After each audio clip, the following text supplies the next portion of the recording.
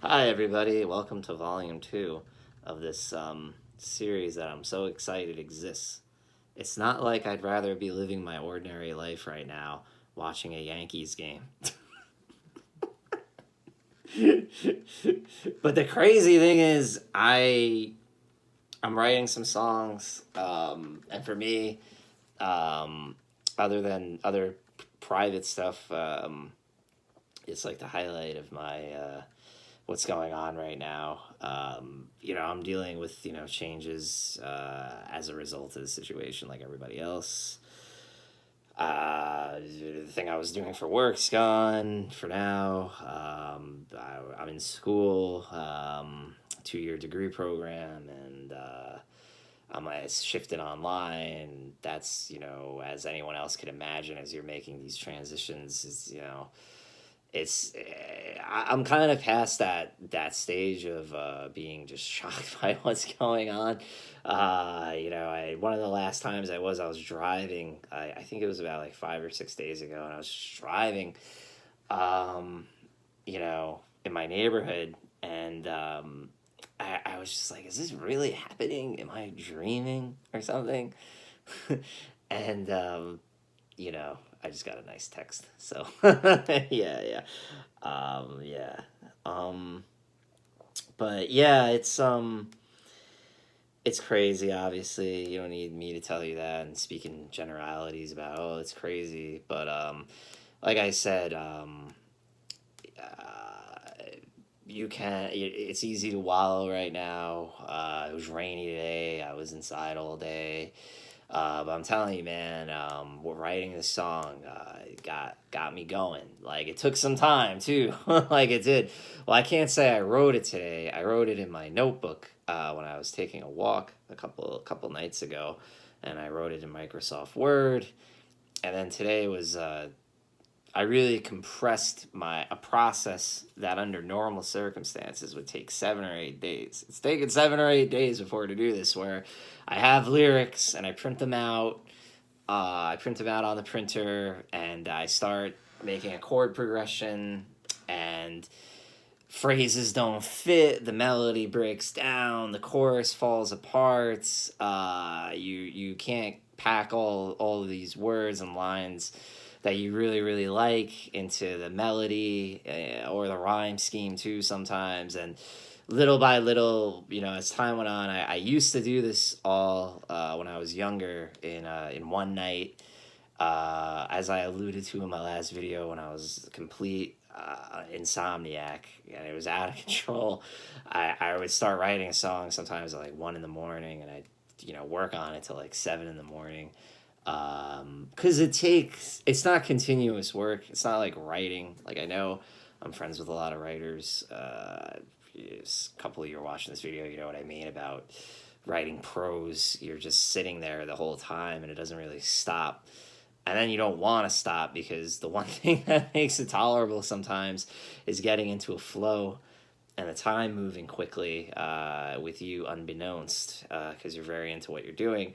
Songwriting, in my experience, is different, and even when it was expeditious for me, and I was younger and I would do it all in one night. You play, you strum, you sing, you cross stuff out, you write new lyrics, you print new lyrics out. This is what I do.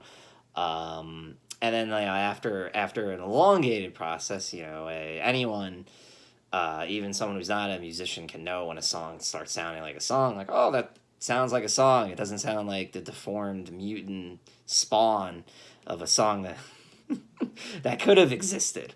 And that's like what I deal with when I write. And that it's 10 years later or whatever from when I first started doing it, but process, it's kind of the same in that regard. So today with the rain here in New York, and we're the epicenter right now in America. I don't think that designation's necessarily going to remain so isolated here, based on the nature of this thing. But right now we're the epicenter. Queens is hit pretty hard, but I'm fine. I'm doing okay. I'm really I'm really doing one day at a time right now, and sometimes 3 or 4 hours at a time. Sometimes segmenting the day. Just sometimes you just want to get through the afternoon, for instance, and you just want to get to the evening or whatever. However, you got to play the mind games or whatever. But I was like, you know what? You know what I'm gonna do?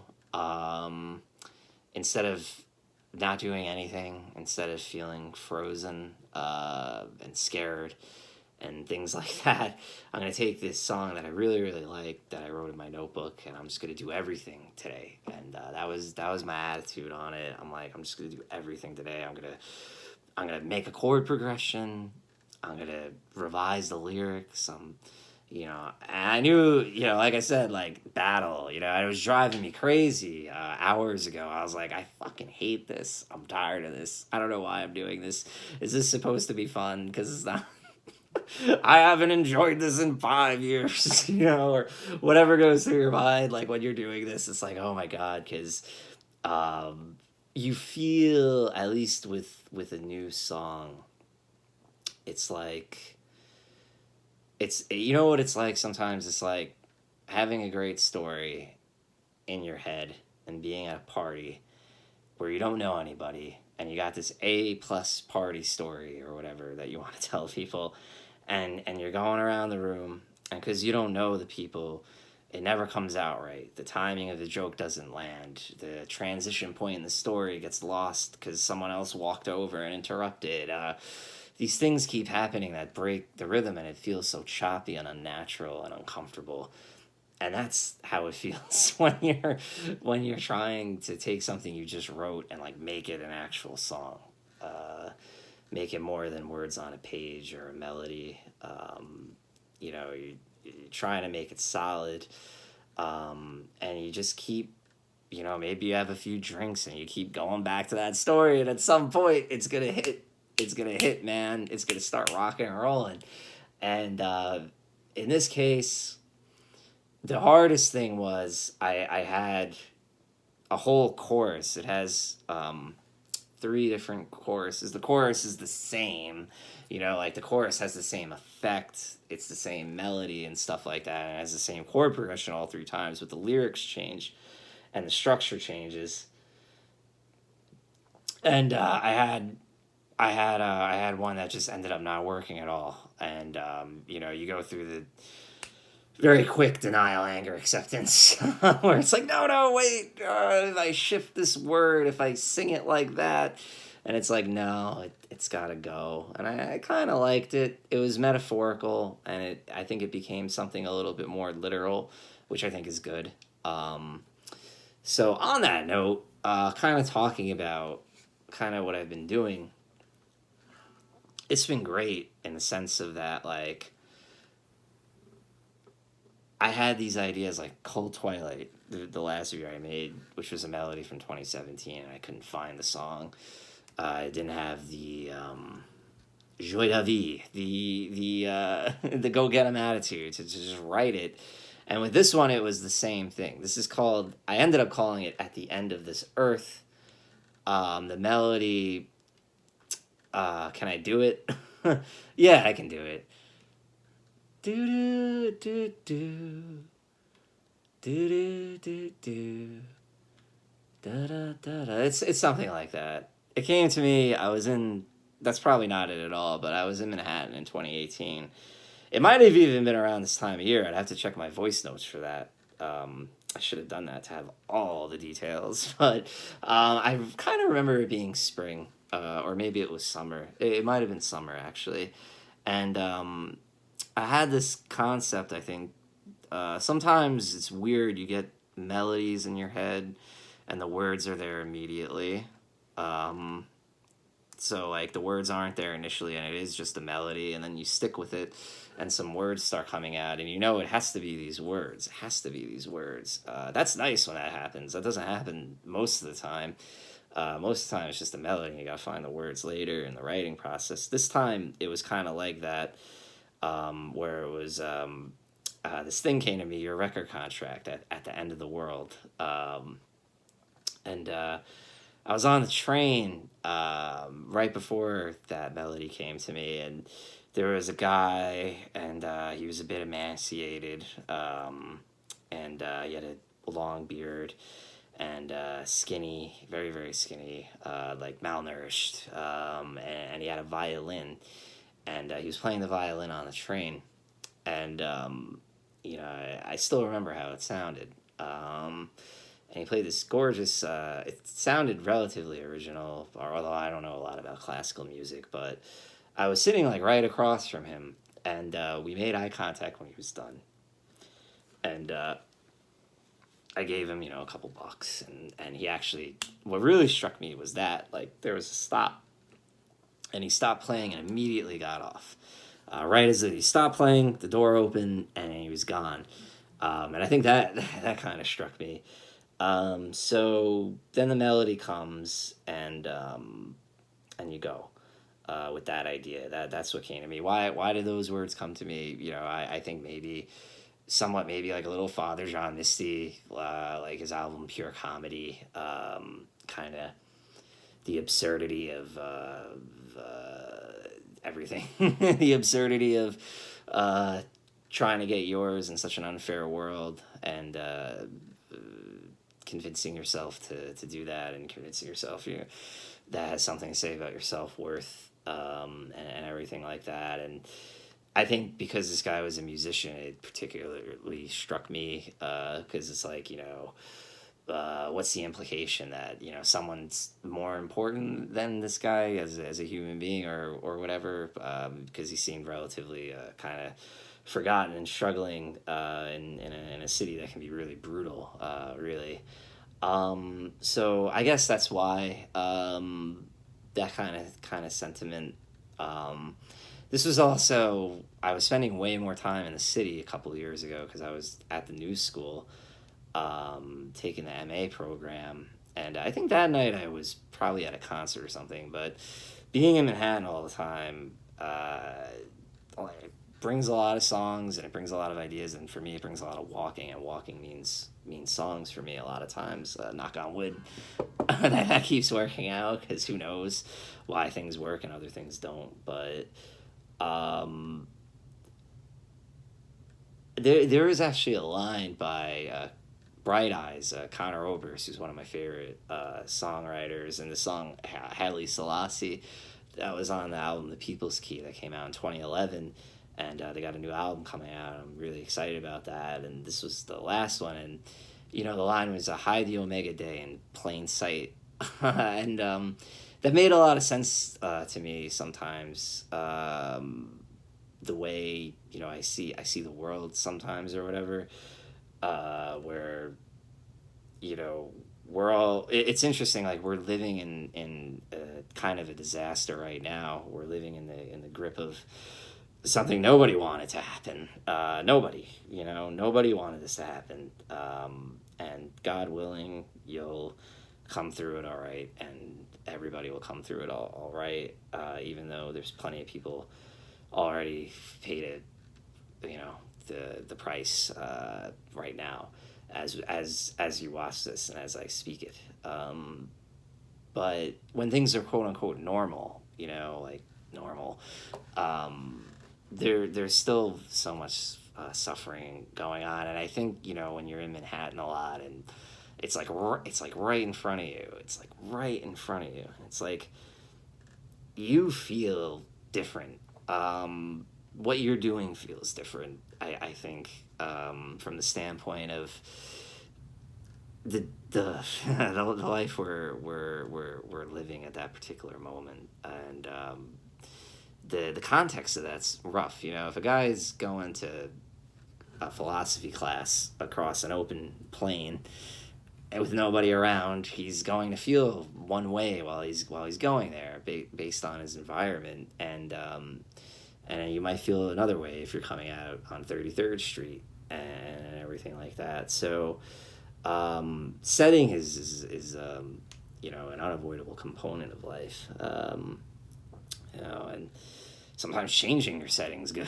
I wouldn't want to live in Manhattan even if I could, which I can't. But the quiet of where I do live is a balm a lot of times for me. And it's just kind of ironic thinking about it because I have no idea when I'm going to be in the city again now. It's kind of funny because it's kind of like a home away from home for me in a weird way, and God only knows when I'm even going to be back there. Just speaking personally, but this was the kind of concept that was in my mind, the kind of contradiction, so to speak, of you want to bring art into the world for beauty, but in most cases it can't change the world, because what does change the world? So you do it because it still means something, but we're living in this really imperfect world, and I couldn't write any lyrics based on that. It just wasn't coming at all. And I was zooming through my voice notes the other night before I took my walk, and I was looking for something. I almost picked something else, and then I went back to this melody. I was like, God damn it, I'm gonna try tonight. I'm gonna try to write this thing finally, because I've always wanted to. Since I had the original idea, and similar to Cold Twilight, characterization made the song. That's what it was missing. It needed, and that's not always the answer. And I don't always write things with characterization. I would never say, I would never do an infomercial where I was like, characterization is what you need in every song and every melody idea. But for whatever reason, these two songs just, they came to life when I started doing characterization. In the case of Cold Twilight, the stockbroker, the kind of ramshackle, dysfunctional, successful stockbroker walking to his old public school to cast his vote in an election. And the whole thing just came to life. And with this, it was a similar thing. The first line came to me: your father fixed cars but could never fix himself. And, it had a voice to it. And I had my character. I had a story based on where the person's from. It's always a good place to start. So I wrote the first verses, and I had my singer, the character, and strange thing happened. Kind of when I was walking, down by deeper into Whitestone, close to this neighborhood shopping center, close to this church. And things like that. I did something I almost never do when I'm writing a song, which is ask myself who is telling the person's story. And I was like, oh, that's kind of interesting. So as kind of a juxtaposition to the singer, who is coming into being a rock star from a certain place, not an easy background by any means, but I thought the person telling his story could be someone that person knows, and come into music from the music world from a completely different standpoint. And then it was over. Then I just needed, at that point I had a song, and I just needed to write it. Once I had that, and then bouncing from there, I was like, well, you shouldn't even be a musician. This other person telling the story, because that's the music industry. It's musicians and people who are hanging around who aren't musicians. Not that there's anything wrong with that, but and I was like, oh, a roadie. I love that. I had a reference to it in the novel that I'm working on right now. A character is a roadie. He's actually a roadie for hip hop bands and hip hop acts. But I was like, oh yes, a roadie who comes from somewhere himself. And then you introduce the singer, you introduce the roadie, and then you do a little bit about their odd friendship, so to speak, from the standpoint of what the roadie's role is in the rock star's life, and all that jazz, and away you go. And from there, like I said, choruses are funny for me. They kind of, for me, it's kind of you do literally build to a chorus, and if I'm really engaged with what I'm writing, the chorus kind of does spill out the first time, and a lot of times it's okay. I changed this one too. I had to make like a lot of edits to this song. It had a really, the chorus has a strange rhyme scheme that I had to figure out, and I decided to pound a lot of lines into the chord progressions because I didn't want this song to drag because it could be like a 10-minute song, and I don't think it is. I just recorded a demo. I don't know how long it is, but it might. If I had to guess, I'd say it's like 5 or 6 minutes. But anyway, I talked enough. I talked longer than the other video, obviously, but I want to play you the song now because I have like nothing else to say. So yeah, as always, God be with you, as Bob Dylan said, and that was inspiring.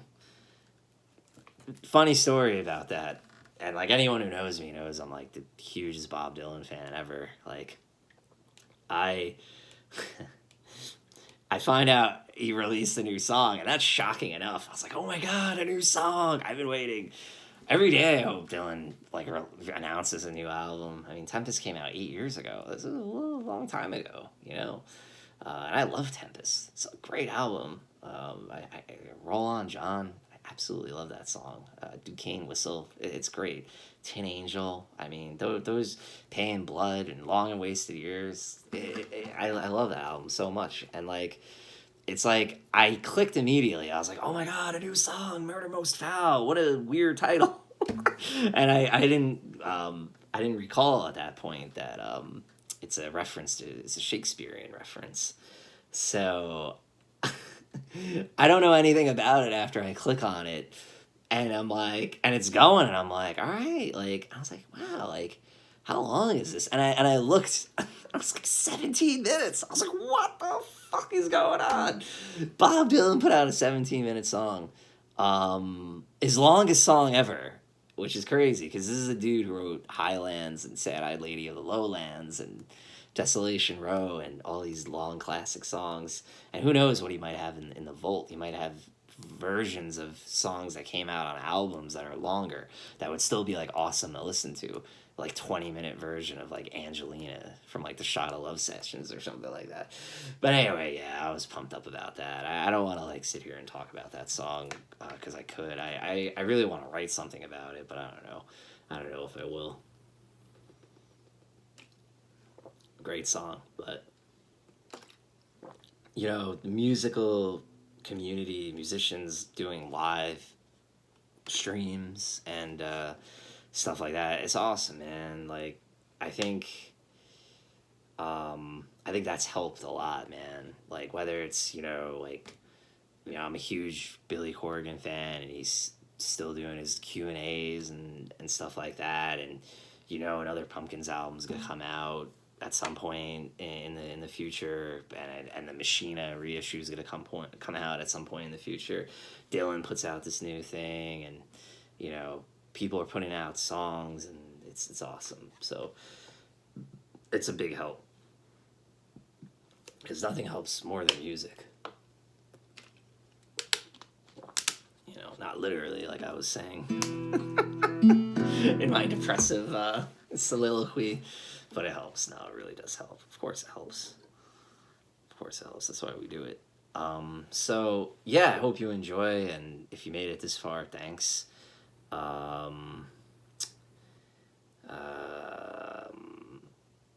know, I could talk to myself in the car. So I feel like I'm talking to somebody right now. So that's cool. And yeah, I hope you enjoy the song, even if I fuck it up. I already got the demo out of the way, so it's okay if I make some mistakes here. Okay, I hope you enjoy At the End of This Earth. It was initially At the End of the World, and I realized worth and earth rhymed. I was like, make it earth. Yeah, your record contract at the end of this earth. A story told by a fool, full of sound and fury. Your father fixed cars, but could never fix himself. Your mother loved movies, the idea of being someone else. You were 12 years old when the towers collapsed. 3 months later, someone mailed the mayor anthrax. Boone, New Jersey seemed like a place made to depart. You gigged at Reservoir down Parsippany Boulevard. By 22, your band was filling Arlene's grocery. One night at the bar, you cocked your head and spoke to me. I asked what it's worth. Your record contract at the end of this earth, it's already over in your desperate class. The editor-in-chief's last gasp. All those white people in their golden scenes, you read about them in dilapidated magazines. Also vibrant, also violent, also real. Had a brother who went and died in the Iraq War. My father got it in his head I shouldn't mind the store. I was already slinging and went full time in the village. My boss Rico told me we get 'em high and they get our culture to pillage. It was him who turned me on to Nietzsche and art criticism. Let me sleep in his crib on Bleecker, gave me status in the schism. And when Rico got lit up for major transaction on mine, his mother told me he loved me. They were words I've never forgot. Come on, what's it worth? Your record contract at the end of this earth. A pusher boy at 12 has his last kiss. Another undocumented apocalypse. We've been infiltrated, balkan eyes turned on each other. The answer upon the locked lips of a silent lover. Multilingual, fanciful, faithful, non-existent. We're fast friends to the chagrin of your band, but there was nothing you liked more than coke except maybe a good microphone stand. Service road companions, you really got to know me. While you rocked, I fulfilled my destiny as a roadie. So much money at hotels and new connections. We cleaned up lovely at Zuccotti. You played acoustic for the insurrection, but now the stillness is delivered above our sanctified indifference, and nobody is looking at you for any grand inference. Yeah. So tell me what it's worth. Your record contract at the end of this earth. When the trains stop running and there isn't any meaning to buy, without anyone watching, will you even fathom to try? Our business is postponed like every prince and pauper. The ceremonies are close. Someone must tell every daughter, and your calloused fingertips. Iron Lennox, first class tickets, all sleep.